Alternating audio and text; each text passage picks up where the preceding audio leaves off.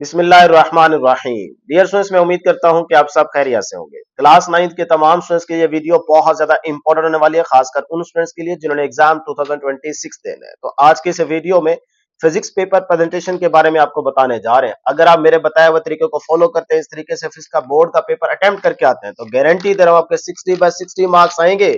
एक नंबर भी आपको कोई नहीं काट सकता।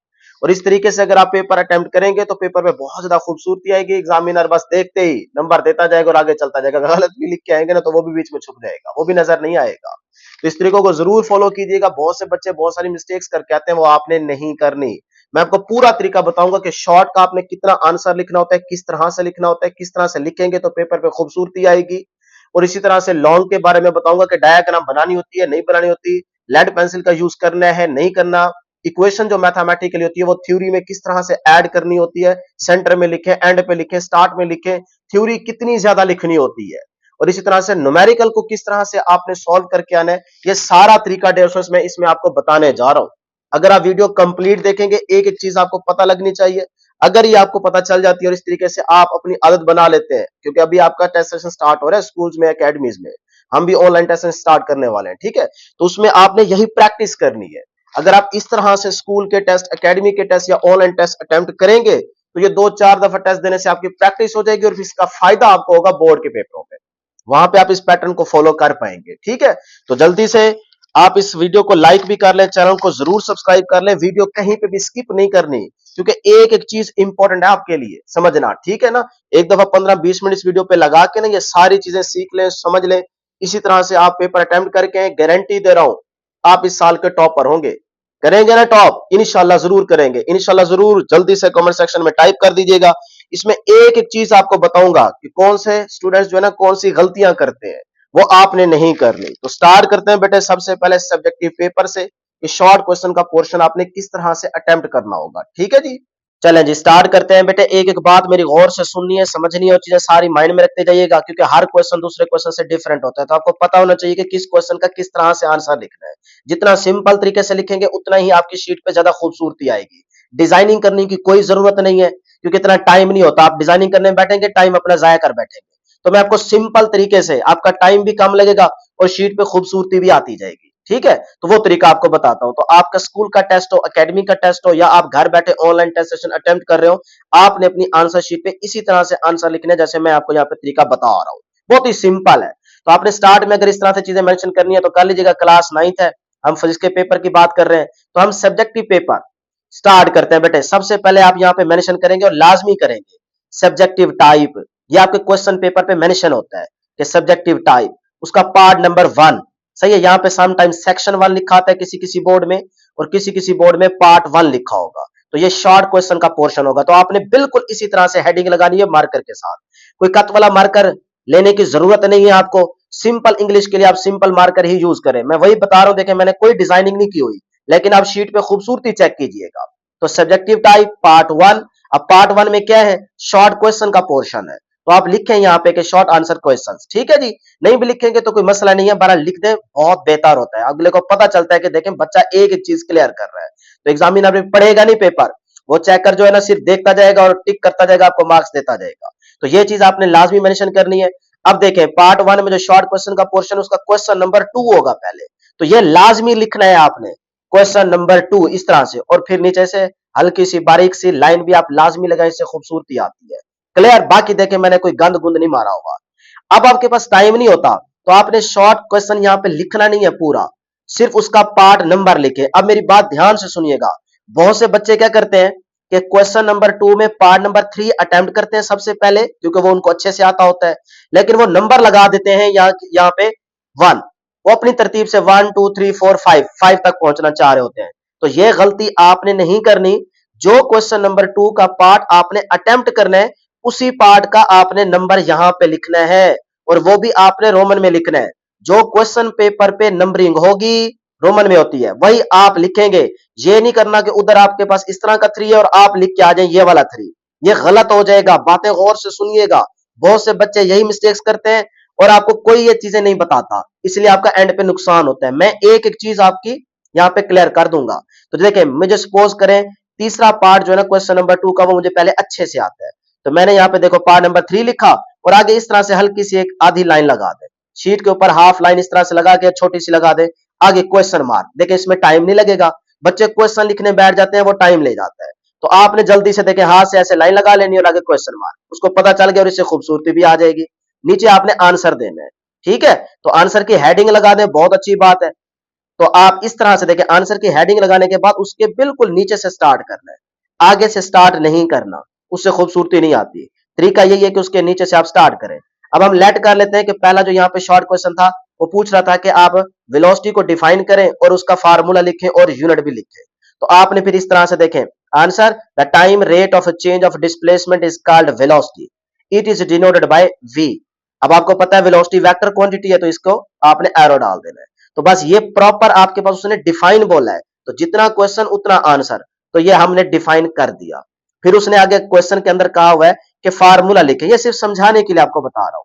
तो फार्मूला की हेडिंग लगाएंगे, देखिए इस तरह से साइड पे, और पहले लिखेंगे velocity is equal to displacement over time taken, wording में लिखिएगा, वर्डिंग में पहले। फिर इसकी आपने सिंबॉलिकली फॉर्म फार्मूले की लिखनी है, तो उसको देखें v is equal to displacement over time, T scalar है, एरो नहीं लगाना, displacement vector quantity arrow put करेंगे लाजमी, और वेलोसिटी वेक्टर है तो इस पे भी एरो पुट करेंगे। अब आप इस फार्मूला को बॉक्स में इस तरह से क्लोज कर दीजिएगा, सही है। अब देखें कितनी खूबसूरती आ रही है, बिल्कुल हम सिंपल तरीके से लिख रहे हैं।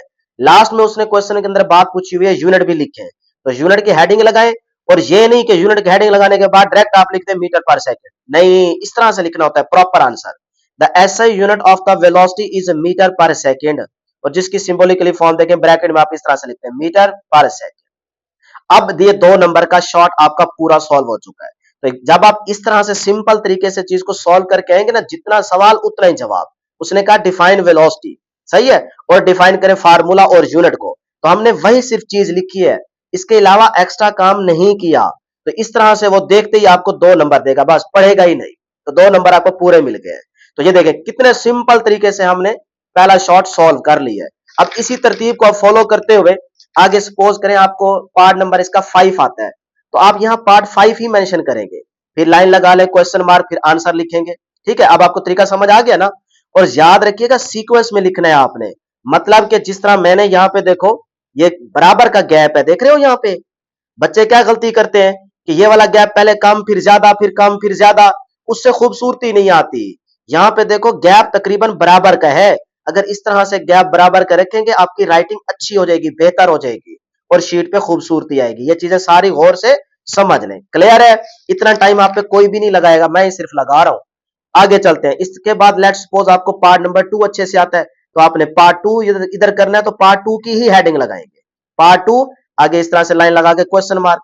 चाहे तो आप सेंटर में भी लिख सकते हैं, कुछ लोग सेंटर में लिखते हैं, लेकिन मेरे हिसाब से अगर आप इस साइड पे इस तरह से लिखेंगे तो शीट पे खूबसूरती ज्यादा आती है, ये मैंने देखा है, और आपका वे जो है ना लिखने का वो थोड़ा बाकियों से क्या होगा, डिफरेंट होगा। सही है जी। तो अब देखें इस तरह से आपने 5 क्वेश्चन अटेम्प्ट कर लेने हैं। अब आगे और थोड़ी सी चीजें बतानी है आपको, अभी सारी चीजें क्लियर नहीं हुई, हर क्वेश्चन में अलग अलग अंदाज होगा। तो पहले क्वेश्चन का जिस तरह से अंदाज था वो आपको बता दिया। अब आ जाए, देखें अभी हम क्वेश्चन नंबर 2 के शॉर्ट क्वेश्चन 5 अटेम्प्ट कर चुके हैं, पेयरिंग स्कीम में समझा चुका हूं। अब पार्ट 1 में रहते हुए क्वेश्चन नंबर 3 के अंदर जा रहे हैं। ठीक है, पार्ट 1 देखें हेडिंग लगानी है, क्वेश्चन नंबर 3 में दाखिल होना है, तो वो चीज लिखनी है। अब क्वेश्चन नंबर 3 के भी हमने 5 पार्ट्स अटेम्प्ट करने हैं, तो लेट्स सपोज इसका पार्ट नंबर 1 जो है ना वो आपको अच्छे से आता है, तो पहले पार्ट 1 लिखेंगे, लाइन लगाए, क्वेश्चन मार्क, अब आंसर देना है। तो हम लेट कर लेते हैं कि यहां पे ना वो आपसे हेड टू टेल रूल के बारे में पूछना चाह रहे हैं, कह रहे हैं उसको डिफाइन करें, ठीक है, या राइट करें, तो उसके साथ आपको यहां पे उसका आंसर देना है, प्रॉपर आंसर। तो ये देखें आंसर की हेडिंग लगाई। अब आपकी मर्जी है, चाहे आप हेड टू टेल की यहां पे हेडिंग लगाओ या ना लगाओ, इससे कोई फर्क नहीं पड़ता। बहुत सारे बच्चों को टीचर कह देते हैं हेडिंग लाजमी दिया करो, भाई कोई जरूरत नहीं है, दे दे तो अच्छी बात है, एक दो कम से कम हेडिंग दिया करें, कोई ज्यादा हेडिंग देने की जरूरत नहीं है। अब देखें मैंने यहां पे हेड टू टेल के बारे में लिखा, देख सकते हैं, और याद रखिएगा आप इंक वाला पेन यूज करेंगे, बॉल पेन यूज नहीं करेंगे। मैं तो यहां पे सिर्फ समझाने के लिए बॉल पेन यूज कर चुका हूं, अदरवाइज मेरी बातें गौर से सुने, आपने इंक पेन यूज करना है, बॉल पेन अलाउ नहीं है, ठीक है, ब्लू वाला, तो इंक पेन आप यूज करेंगे। अब देखें मैंने प्रॉपर आंसर लिखा, देख रहे हैं ना, एक लफ्ज इस लाइन से आगे पीछे हो रहा है, बिल्कुल हाशिया मार्जिन लाइन के अंदर ही लिख रहा हूं, और यहां से भी देखो कोई लफ्ज आगे पीछे नहीं हो रहा। अगर ये वेक्टर का लफ्ज यहाँ पे लिखते तो ये बाहर निकल जाता, इसीलिए उसको नीचे ले आए। ये चीजें समझने वाली है, गौर करें बेटे, थोड़ा टाइम लगेगा लेकिन चीजें आपको क्लियर करवा दूंगा। अब देखें आपने इस तरह से ये पहले डिफाइन किया, अब साथ में डायग्राम भी बनाए, जो कुछ लिखा उसी के मुताबिक देखें डायग्राम बनानी है। वेक्टर ए है, वेक्टर बी है, दोनों को हेड टू टेल ऐड करना है, तो इसका हेड और इसकी टेल मिला दें, तो ये देखें हेड टू टेल यहाँ पे ऐड हो गए दो वेक्टर। अब आपको पता है कि इनका कंबाइंड इफेक्ट रिजल्टेंट कहलाता है, यानी कि पहले की टेल से टेल और लास्ट हेड से हेड, तो वो रिजल्टेंट आप यहाँ पे हेडिंग लगा ले, जरा खूबसूरती आ जाएगी ओवरऑल आपके आंसर में। देखिए रिजल्टेंट वेक्टर, इसी चीज के अंदर अब इन दोनों को ऐड करेंगे तो ये आपके पास क्या आ जाएगा, रिजल्टेंट। तो इस तरह से आप अपनी वर्डिंग में रिजल्टेंट को डिफाइन कर देंगे और साथ में लिख देंगे उसकी फाइनल डायग्राम। पहले जो वर्डिंग मेंशन की है उसके मुताबिक डायग्राम ड्रॉ किया है, अब आखिर में जब रिजल्ट आया है तो उसको लिखते हुए आपने वो रिजल्टेंट भी ड्रॉ कर देना है यहाँ पे। तो अब देखें कितना खूबसूरती से प्रॉपर आंसर लिखा हुआ है। ये नहीं कि इस चीज को पहले ड्रॉ करके बाद में रिजल्टेंट लिख दे, नहीं, इससे खूबसूरती पता चल जाएगा कि यार इस बच्चे को कुछ भी नहीं पता, बस इन्हें रट्टा मारा हुआ है। अब देखें कितनी खूबसूरती आ रही है बेटे थ्योरी और डायग्राम को एड अप करने से। ऐसे ही देखते हुए एग्जामिनर आपको 2 नंबर देगा, यानी कि जो पेपर चेक करोगा टीचर वो आपको 2 नंबर दे देगा। अब आगे चलते हैं, समझ आ रही है ना बेटे, चीजें क्लियर हो रही हैं? चले अब देखें इस तरह से, फिर 2 वाला 4 वाला, इस तरह से जो आपने क्वेश्चन अटेम्प्ट करना है वही आपने नंबरिंग देते जाना है, और आपने 5 या उससे ज्यादा अगर एक्स्ट्रा करना है तो कर सकते हैं, वो आपने तरतीब से इस तरह से अपनी शीट पे आंसर देते जाना है। ले जी 5 पार्ट्स हो गए, ठीक है यहां तक। अब सपोज करें आपको एक्स्ट्रा करना है एक शॉर्ट, तो आप यहां पे एक्स्ट्रा की हेडिंग लगा सकते हैं, नहीं भी लगाएंगे तो कोई प्रॉब्लम नहीं है, लेकिन लगा दें तो बहुत अच्छी बात है, सही है। इसमें आप चेकर को क्लियर कर रहे होते हैं, वो खुश हो जाता है, यार बच्चा मुझे धोखा नहीं दे रहा बल्कि हर एक चीज क्लियर कर रहा है।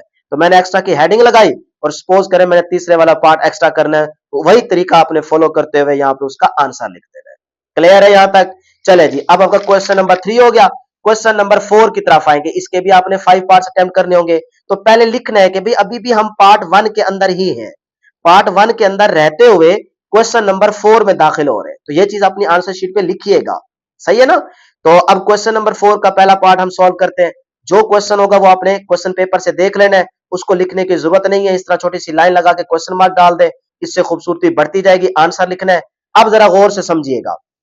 आंसर के नीचे डायरेक्ट आपने सपोज करें क्वेश्चन था कपल के बारे में, तो आपने कपल की हेडिंग अगर नहीं लगानी तो डायरेक्ट यहां से लिख सकते हो, नंबर नहीं कटेंगे, आपको पूरे मिल जाएंगे। लेकिन थोड़ा ज्यादा खूबसूरती लेके आना चाहते हो तो ये देखो आंसर के नीचे मैंने हेडिंग फिर से लगाई कपल की। अब कपल की हेडिंग के बिल्कुल नीचे से स्टार्ट करें या इसके यहां से स्टार्ट करें, यहां से स्टार्ट करें, वो आप कर सकते हैं। पहली हेडिंग के बाद जब दूसरी हेडिंग लगाते हैं तो फिर आप आगे से स्टार्ट कर सकते होते हैं, लेकिन जब पहली हेडिंग लग जाए तो फिर उसके नीचे से स्टार्ट करते हैं, सही है। यह हकीकत में रूल है। अगर आप यहां से आप करेंगे तो कोई मसला नहीं है, यहां से करें कोई मसला नहीं है, यहां से करें कोई मसला नहीं है। अब आपके पास चॉइस है, बस पहली हेडिंग जब भी लगानी हो तो उसके नीचे से स्टार्ट करना लाजमी होता है। तो पहली हेडिंग के बाद देखिए नीचे से स्टार्ट कर चुका हूं, सेकंड हेडिंग आ गई। अब चाहे नीचे से करो, चाहे आगे से करो, चाहे पीछे से करो, आपकी मर्जी है। तो इस तरह से मैंने कपल को डिफाइन किया, देख सकते हैं प्रॉपर वर्डिंग है, बकायदा गैप देखो बराबर का है, इससे खूबसूरती आती है। बच्चे कहते हैं हमारी राइटिंग अच्छी नहीं है, राइटिंग बस इतनी हो कि पढ़ा जा सके, तो आपके नंबर नहीं कटते। बाकी जब इस अंदाज से आप लिखते जाएंगे, शीट पे खूबसूरती आती जाएगी, तो आपको नंबर पूरे मिल जाएंगे। अब देखें मैंने कपल की डायग्राम भी बनानी है, सिर्फ डिफाइन नहीं करना, कुछ क्वेश्चंस ऐसे होते हैं जिनमें आपको याद रखना है कि भाई उनकी डायग्राम भी बनानी लाजमी होती है। तो इसमें वो कहेगा नहीं कि डायग्राम बनाओ, लेकिन आपको समझना चाहिए कि भाई कपल कपल की डेफिनेशन जो हमने यहाँ पे लिखी है उससे चीज समझने में थोड़ी क्लियर नहीं हो रही, तो आप जल्दी से डायग्राम बना लीजिएगा, जो आसान भी हो और छोटी सी भी है। तो इस तरह से अब देखो आपको 2 नंबर का आइडिया लग रहा है ना, आइडिया हो रहा है कि यार अब 2 नंबर मिलेंगे। अगर आप इतना करके आएंगे तो हो सकता है किसी का मूड हो 2 नंबर दे दे, किसी का मूड बने कि ना दे, सही है। तो इस तरह से आप देखें, आपने फैसला खुद ही करना होता है, एक दो दफा प्रैक्टिस करेंगे पता चल जाएगा। तो मैंने इसी के साथ डायग्राम की हेडिंग लगाई और ये डायग्राम बना दी। और डायग्राम आपने लेड पेंसिल का यूज नहीं करना, आपने अपने इंक पेन का ही यूज करना है, या मार्कर का, पॉइंटर का आप यूज कर सकते हो, ठीक है। तो ये देखें मैंने डायग्राम पेन से बनाई, कितनी खूबसूरत बनी हुई है। हाँ, जो आपने एरिया शेड करना होता है ना वो आप पेंसिल से कर सकते हो, लेकिन बनानी आपने इंक पेन से है या पॉइंटर से या मार्कर से, लेकिन जो अंदर एरिया शेड करना होता है ना, जगह शेड करनी होती है, वो आप सिर्फ लेड पेंसिल से या पेन से कर सकते हो। क्लियर है जी? अब देखो कितना खूबसूरत और प्रॉपर आंसर है। तो 2 नंबर आपको यहां से पक्के पक्के मिल जाएंगे, सिर्फ वो देखता जाएगा, पढ़ेगा ही नहीं। इसी तरह से देखें सेकंड पार्ट आप अटेम्प्ट करेंगे, थर्ड 4 वाला पार्ट जो भी अटेम्प्ट करेंगे वही नंबर, इस तरह से आप सॉल्व करते जाएंगे, तो आपका क्वेश्चन नंबर 4 के तमाम शॉट अटेम्प्ट हो जाएंगे। अब मुझे बताएं, देखो कोई शीट पे कोई गंद मारा हुआ है? नहीं। कितनी खूबसूरती आ रही है बेटे शीट पे, ये देखें, हर चीज प्रॉपर तरीके से लिखनी है। क्लियर जी, शॉर्ट हो गए। अब आते हैं जी लॉन्ग क्वेश्चन की तरफ। न्यूमेरिकल को कैसे अटेम्प्ट करना है और लॉन्ग क्वेश्चन कितना लिखना है, किस तरह से डायग्राम बनानी है, वो चीज भी आपको बताते हैं। तो ये देखें, अब आप जाहिर सी बात है पार्ट 2 में दाखिल हो रहे हैं लॉन्ग क्वेश्चन के लिए, या यहाँ पे क्वेश्चन पेपर के अंदर देख लीजिएगा सेक्शन लिखा हुआ है या पार्ट लिखा हुआ है। सेक्शन 2 यहाँ पे लिखेंगे या पार्ट 2 मेंशन करेंगे, जिसके पेपर में जो कुछ होगा वही लिखेगा, अपनी तरफ से कुछ नहीं करना। अब हमें पता है कि ये लॉन्ग क्वेश्चन है, तो लॉन्ग क्वेश्चन की हेडिंग लगा दें, बहुत अच्छी बात है। नहीं भी लगाएंगे तो उसको पता है कि भी पार्ट 2 में लॉन्ग क्वेश्चन है। अब आप जो क्वेश्चन अटेम्प्ट कर रहे हैं उसका नंबर देंगे। क्वेश्चन नंबर जैसे 5 है, क्वेश्चन नंबर 5 का हम ए पार्ट सॉल्व कर रहे हैं, तो ए पार्ट थ्योरी का होता है, लॉन्ग होता है, तो ये लाजमी लिखना होता है। क्वेश्चन नंबर 5 पार्ट ए हम अटेम्प्ट करने लगे। बात समझ आ गई? क्वेश्चन लिखने की जरूरत नहीं है। अब देखो कितना सिंपल वे से मैं लिख रहा हूं, कोई गंद नहीं मारा हुआ, डिजाइनिंग नहीं की हुई। ये गलत आपको करवाते हैं, टाइम जाया करवाते हैं। इस तरह से सिंपल तरीके को फॉलो करें। शीट पे मुझे बताएं खूबसूरती आ रही है कि नहीं आ रही? भाई ओरिजिनल खूबसूरती आ रही है, टाइम भी बचेगा, शीट भी अच्छी लगेगी, आपको नंबर भी पूरे मिलेंगे। कोई गंद मारने की जरूरत नहीं होती, सिंपल वे से लिखें। सिंपलिसिटी इज द बेस्ट, ठीक है ना? बिल्कुल 100% आपको अच्छे मार्क्स मिलेंगे। वो सबसे आपका सिंपल वे जो होता है वो अच्छा वे होता है। ले जी, अब पार्ट ए इसका आंसर स्टार्ट करते हैं। देखिए आंसर की हेडिंग लगाई। सपोज करें हमारा जो पार्ट ए है ना वो इक्विलिब्रियम के बारे में है, कि इक्विलिब्रियम को डिफाइन करें और इसकी स्टैटिक इक्विलिब्रियम को एक्सप्लेन करें, या कह लें कि उसको वो कहता है इक्विलिब्रियम को एक्सप्लेन करें। तो आपने कैसे आंसर देने हैं, देखें पार्ट ए के अंदर दाखिल हो रहे हैं जी, इक्विलिब्रियम की हेडिंग लगाई, उसको पहले डिफाइन किया, देखो फिर उसकी एक्सप्लेनेशन देनी है। अब यहां पे आपको आइडिया होगा कि थ्योरी कितनी लिखनी होती है, तो एक्सप्लेनेशन की हेडिंग लगा के देखें, कोई ज्यादा थ्योरी नहीं लिखनी, सिर्फ 5-4 लाइनें यहाँ पे मेंशन करें। उसके बाद आपको जिस तरह से मैंने टॉपिक पढ़ाए हुए हैं वही सारी चीजें लिखे। आप देखें डायग्राम, इससे जरा अट्रैक्शन आती है। ये बुक की डायग्राम नहीं है, बुक में ये आपको नहीं मिलेगी, लेकिन जो वर्डिंग आपने यहाँ पे लिखी है उससे रिलेटेड देखो मैंने साइड पे डायग्राम बनाई और इधर मैथमेटिकल सेट किया, दोनों चीजें आमने सामने सेट की, कितनी खूबसूरती आ रही है। ये नहीं कि पहले डायग्राम बना लो नीचे क्वेश्चन लिख दो, वो एक तो पेज भी आपका जाया होगा, टाइम भी ज्यादा लगेगा और खूबसूरती भी नहीं आएगी। इस तरह से आपने चीजों को मैनेज करना होता है। तो ये देखिए मैथमेटिकली हेडिंग लगाई, जो चीज लिखी उसका मैथमेटिकल फार्मूला लिखा और आगे साथ में उसको इस चीज को एक्सप्लेन करने के लिए डायग्राम भी बना दी कि एक बॉडी पे जितनी फोर्सेज लग रही है उन सारों का सम क्या होगा, जीरो के इक्वल हो, तो ये आपके पास क्या है, इक्विलिब्रियम। अब देखें देयर आर टू टाइप्स है, स्टैटिक और डायनामिक। अब आपने स्टैटिक इक्विलिब्रियम को एक्सप्लेन करने, क्योंकि उसने क्वेश्चन में सपोज करें उसने कह दिया कि स्टैटिक इक्विलिब्रियम को एक्सप्लेन करें। डायनामिक अगर इक्विलिब्रियम नहीं पूछ रहा तो ना बताएं, जितना पूछे उतना बताना है। अब हम लेट कर रहे हैं कि भाई वो सिर्फ स्टैटिक के बारे में पूछता है कि इसको एक्सप्लेन करो, तो आपने आगे स्टैटिक को ही एक्सप्लेन करना है, डायनामिक को एक्सप्लेन नहीं करना। तो ये देखें मैंने स्टैटिक इक्विलिब्रियम की हेडिंग लगाई, डिफाइन किया, आगे एग्जांपल दे रहा हूं। तो एग्जांपल आपकी बुक वाली 2 है लेकिन आप सिर्फ एक देंगे। तो ये देखें, नेक्स्ट हाशिए से बाहर नहीं निकलना। देखो किस तरह से थ्योरी ऐड करता जा रहा हूं और यहाँ पे डायग्राम बनाई है। कुछ बच्चे डायग्राम बना के थ्योरी नीचे लिख लेते हैं, नहीं, ये देखें ना कितना अच्छा तरीका है, खूबसूरती चेक करें, चीज पेज आपने जाया नहीं करना, ठीक है? तो ये थ्योरी आती जा रही है, डायग्राम बनी हुई है। आपको जिस तरह से थोड़ी सी प्रैक्टिस करेंगे डायग्राम फौरन से बन जाएगी। तो आपको आसान जो डायग्राम लगे आपने वही बना लेनी है। क्लियर है जी यहां तक? अब देखिए आगे छोटी सी थ्योरी इसी के बारे में, वो लिख दें और एंड पे आपने मैथमेटिकल इक्वेशन लिख देनी है इस तरह से, जो कि मैंने समझा दी है।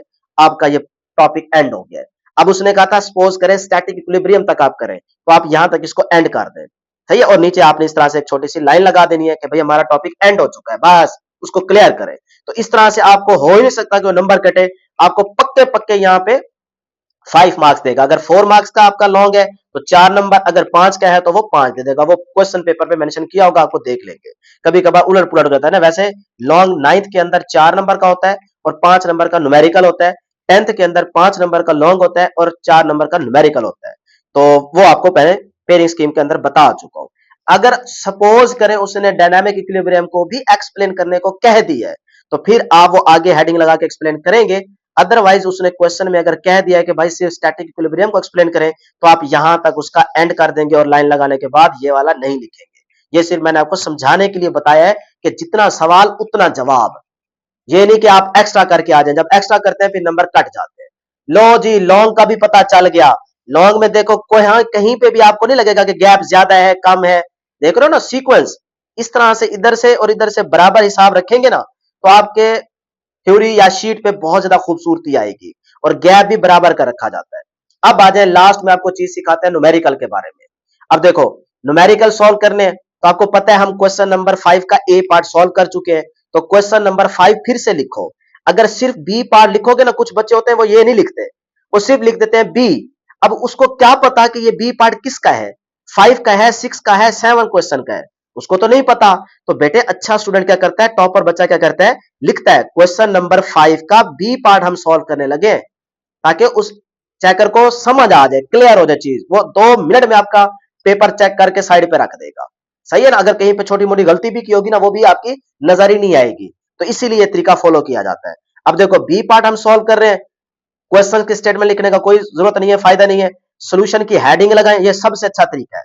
बाय गिवन डाटा मेंशन करेंगे, बारीक सी लाइन लगाएंगे नीचे, गिवन डाटा मेंशन करें। जैसे सपोज करें हमारे पास है, ये मैंने चैप्टर नंबर 3 की 3.1 एग्जांपल ली है, मैथ ऑफ ब्लॉक। ये वर्डिंग में लाजमी लिखना होता है, उसको बताना है कि भाई एक ब्लॉक का मैथ जो कि एम आपने स्टेटमेंट के अंदर दिया है 10 kg, एक्सेलरेशन दिया है 2 मीटर पर सेकंड स्क्वायर, और हमने क्या चीज फाइंड आउट करनी है, ये मार्कर से हेडिंग दे। चेक करें ना, बच्चे बहुत ज्यादा मार्कर यूज करते हैं, ज्यादा मार्कर का यूज नहीं करना, शीट आपकी गंदी हो जाती है। जब उसकी बैक साइड पे आप जाते हैं ना, तो ये देखिए इस तरह के निशान पड़ जाते हैं। सही है, तो अच्छे वाली शीट है, इस पे पड़ गए हैं, तो वहां पे तो इतनी अच्छी शीट नहीं होती। तो थोड़ा सा कम मार्कर का इस्तेमाल क्या करें, बस जितना मैंने की है। अब टू फाइंड, क्या चीज फाइंड करनी है, फोर्स फाइंड करनी है। अब as we know that Newton second law of motion हम जानते हैं उसके बारे में, F is equal to M A होता है। तो फार्मूला को आपने क्या करना है, इस तरह से बॉक्स में क्लोज कर देना है, ताकि वो जो चेक करने वाला है वो सिर्फ इन्हीं चीजों को देखे। गिवन डाटा ये देखो ऐसे करेगा। अच्छा बच्चे ने क्लियर कर दिया कि हमने क्या चीज फाइंड आउट करनी है, शाबाश।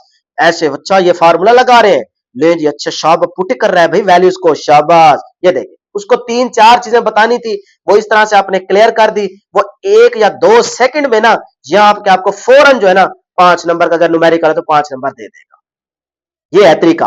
और जब आपने जो चीज कैलकुलेट करनी होती है वो कर ले, तो उसका एंड पे यूनिट भी लाजमी लिखा करें। अब फोर्स 20 न्यूटन है, तो ये आपने लिखा, इस तरह से आपके पास ये क्या आ जाता है, आंसर आ जाता है। अब देखो कितना अच्छा भी लग रहा है, सिंपल वे में हमने यहाँ पे शीट पे खूबसूरती भी आ रही है और आंसर भी दे दिया। इस तरह से आपने न्यूमेरिकल को अटेम्प्ट करना है, इस तरीके को याद रख लें, और अब ओवरऑल आप देखें कितना पेपर आपका अच्छा लग रहा है। सही है, याद रखिएगा आपने इंक पेन यूज करना है। ये देखें कोई जगह जाया भी नहीं की, पेज खाली भी नहीं छोड़ा। जो बच्चे 2-2 1-1 लाइनें छोड़ छोड़ के लिखते हैं ना, वो गलत करते हैं। पेज भी बाकी बाद में मिलते नहीं है, बाद में रो रहे होते हैं कि हमें और शीट दे दो, और शीट दे दो। भाई शीट नहीं मिलेगी, आपने ये प्रैक्टिस करनी है, अपने पैसे हलाल करने हैं, शीटें ज्यादा जाया नहीं करनी। ये कभी नहीं सोचिएगा कि भाई ज्यादा आंसर बड़ा लिखेंगे तो हमें नंबर पूरे मिलेंगे, नहीं। प्रॉपर आंसर लिखेंगे, आपको नंबर पूरे मिल जाएंगे, शीटें भरने की कोई जरूरत नहीं है। देखो सूटेबल आंसर है, ये आपको प्रॉपर आंसर मिल गया जी, आपको नंबर भी पूरे मिल जाएंगे। अब मुझे बताएं, शॉर्ट न्यूमेरिकल लॉन्ग हर चीज मैंने क्लियर कर दी है, किस तरह से राइटिंग बेहतर करनी है, कैसे लिख के आना है। इस तरह से अगर आप पेपर लिख के आएंगे तो इंशाल्लाह इंशाल्लाह देख लीजिएगा आपको फुल मार्क्स मिलेंगे। तो ये थी हमारे पास आज की डिस्कशन, बाकी सब्जेक्ट का भी आपको बताएंगे। वीडियो को जरूर लाइक कर लीजिएगा, इसकी प्रैक्टिस कीजिएगा। इंशाल्लाह नेक्स्ट वीडियो में जल्द मुलाकात होगी। अल्लाह हाफिज।